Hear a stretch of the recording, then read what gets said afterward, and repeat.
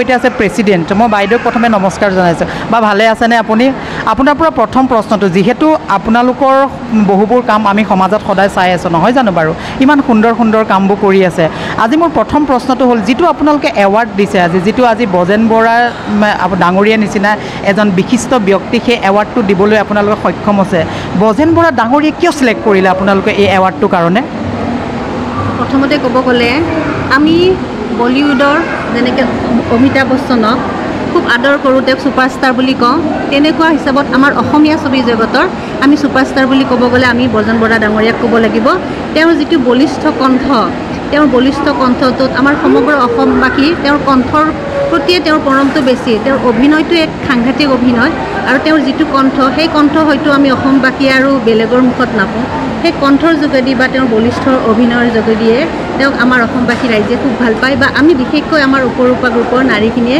তেওঁক বহুত শ্ৰদ্ধা কৰোঁ মৰম কৰোঁ সেইবাবে তেওঁক এই বঁটাটোৰ বাবে আমি নিৰ্বাচন কৰিলোঁ আৰু তেওঁ খুবেই যোগ্য ব্যক্তি আৰু এনেকুৱা হয়তো মই যিটো কৈছোঁ তেওঁৰ মানে ব্যক্তিত্বটোৰ বাহিৰেও তেওঁৰ যিটো এটা মানে তেওঁৰ ভইচ আছে সেইটো আন এজনৰ পৰা আমি নাপাম নিশ্চয় সেইবাবে তেওঁক আমি নিৰ্বাচন কৰোঁ এতিয়া মই বজেন বৰা ডাঙৰীয়াৰ ওচৰলৈ আহিছোঁ যিহেতু আকৌ সেই 16 বছৰ দিনবোৰলৈ মনত পৰিছে চাগৈ ন ছাৰ ভালে আছে আপুনি মই 101% বুলি কয় যে মানে হয় ছাৰ আচলতে মেথমেটিকেলি দ্যাট ইজ নট কাৰেক্ট হয় ছাৰ মই 101% ভালে আছোঁ হয় আৰু সেই 16 বছৰ বুলি আপুনি এইমাত্ৰ যিটো ক'লে সদায় মানুহে মনটো 16 বছৰীয়া কৰি ৰাখিব লাগে ফিজিক আৰু মানুহক যে কোৱা হয় তেখেত বুঢ়া হৈছে বা তেখেত বুঢ়ী হৈছে মই ভাবোঁ এইটো ভুল কথা হয় ছাৰ তেখেত সকলৰ বডিয়ে যিটো লৈছে সেইটো দিকে হৈছে বা ডিগ্ৰেডেড হৈছে নট দ্য মাইণ্ড আৰু মানুহ যিমানেই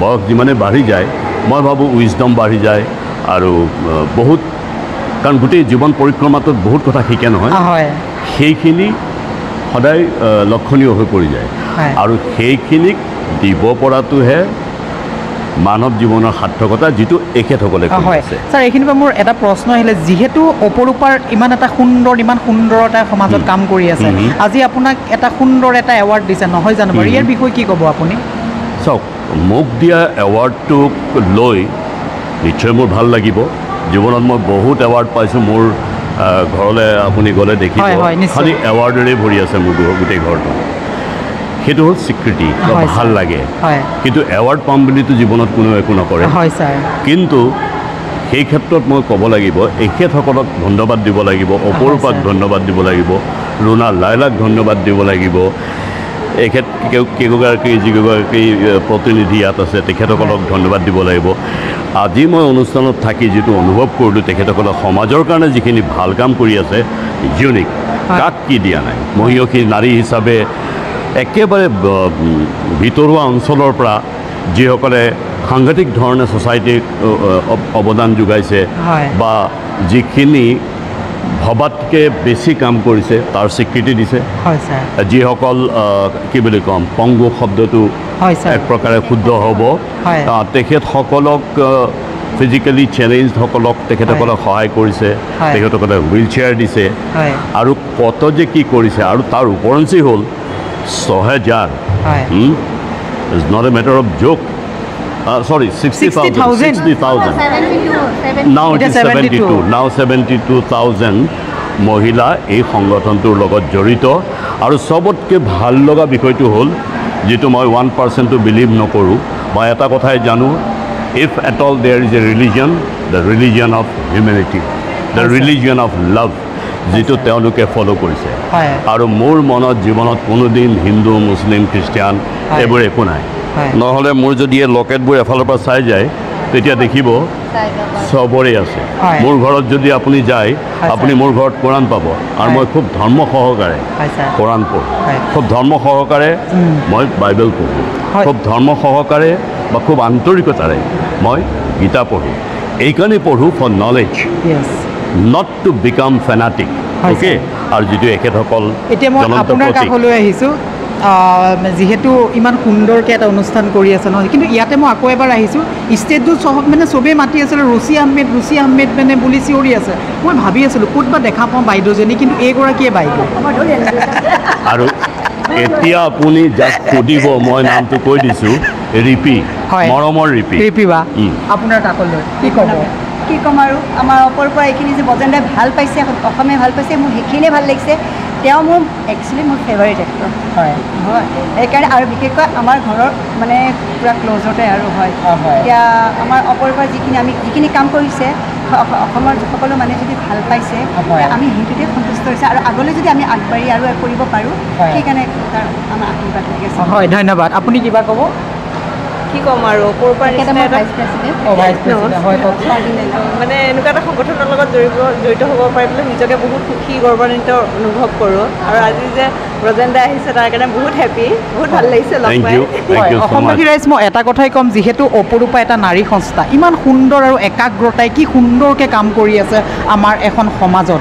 আৰু আপোনালোকেও যদি অপৰূপালৈ কিবা বা কিবাখিনি বস্তু যদি দান কৰিব বিচাৰিছে, সমগ্ৰ অসমবাসীৰে, আজি মই এনেকুৱা এটা প্ৰগ্ৰেম মোৰ জীৱনত ফাৰ্ষ্ট টাইম মই এটেণ্ড কৰিছোঁ। ৰিয়েলি মই বহুত মানে মোৰ দুখো লাগিছে মনটো, যিহেতু মানে কিছুমান ক্ষেত্ৰত আজি যেতিয়া দেখিলোঁ কাৰোবাৰ হাত নাই, ভৰি নাই, সেই ষ্টেজৰ ওপৰত উঠি গৈ এটা উপহাৰ দিছে।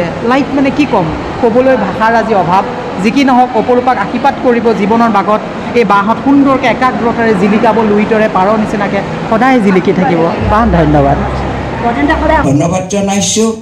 আৰু এই পন্থীভাগ আচলতে ভাৰতীয় সংস্কৃতিৰ এক পৰম্পৰা। অতীতৰে পৰা ভাৰতৰ ঋষিমুনিসকলে মাংগলিক কামসমূহৰ আগত এইদৰে বন্তি প্ৰচলন কৰি ভগৱানক আৰাধনা কৰি আমি সদায় মাংগলিক কাৰ্যবিলাক আৰম্ভ কৰোঁ। সেয়ে আজিও এই মাংগলিক অনুষ্ঠানটি আমি উন্মোচন কৰিলোঁ। আমি আশা ৰাখিছোঁ আজি দিনটোৰ কাৰ্যক্ৰমণিকা তেওঁলোকৰ বহুত কাৰ্যক্ৰমণিকা আছে, তেওঁলোকে সুন্দৰভাৱে আমাৰ আশা, আমাৰ আত্মাই কৈছে যে এই অনুষ্ঠানটো হয়তো তেওঁলোকৰ আশা কৰা মতে সুন্দৰভাৱে আজি দিনটো পাৰ হৈ যাব। কাৰণ ভগৱান সদয় হোৱা বুলি আমি ভাবিছোঁ। সুন্দৰভাৱে আমাৰ বন্তি জ্বলি আছে, গতিকে এই বন্তি ৰাতিলৈকে জ্বলি থাকিব। আপোনালোকে তেল দি থাকিব।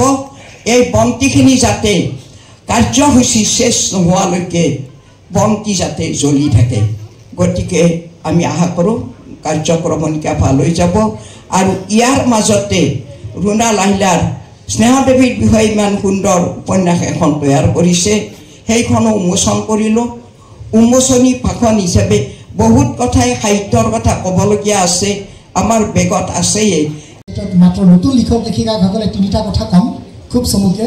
প্ৰথম কথা, আপোনালোকে লিখা মেলা কৰোঁতে কিমান লিখিছে সেইটোৰ ওপৰত গুৰুত্ব নিদিব, কোৱালিটিৰ ওপৰত গুৰুত্ব দিব, কোৱান্টিটিৰ ওপৰত নহয়। দ্বিতীয় কথাটো, আপোনালোকে কিমানখন কিতাপ প্ৰকাশ কৰিছে তাৰ ওপৰতো গুৰুত্ব নিদিব, কাৰণ বহুত কিতাপ প্ৰকাশ কৰিলেও হয়তো কোৱালিটিটো ভাল নহ'ব পাৰে। গতিকে কোৱালিটি এটা মাংগলিক ক্ষণ, সুন্দৰ সময়, অপৰূপাৰ মুখপত্ৰৰ জন্মক্ষণ, সকলোৰে হাতে হাতে অপৰূপা,